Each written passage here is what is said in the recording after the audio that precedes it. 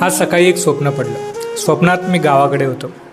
नुकताच झोपेतून उठून बाहेर वरांड्यात आलो होतो. तितक्यात एक गाय माझ्या दिशेने संतपणे येताना दिसली. माझ्या खुशीत तिने डोकं खुपसलं आणि माझ्याकडून लाड करून घेत होती. मीही तिच्या मानेवर, डोक्यावरून आणि पाठीवरून हात फिरवत होतो.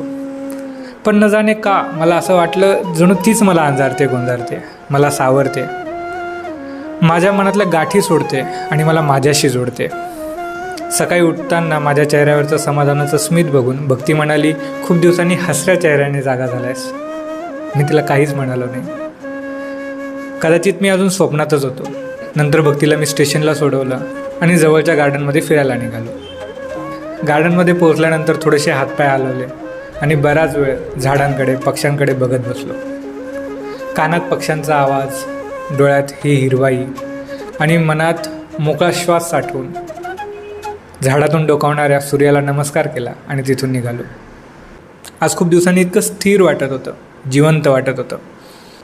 त्या गायीने तिचं डोकं माझ्या छातीवर घासून न जाणे माझ्या हृदयावर कोणता लेप लावला होता की मी दरवळू लागलो होतो.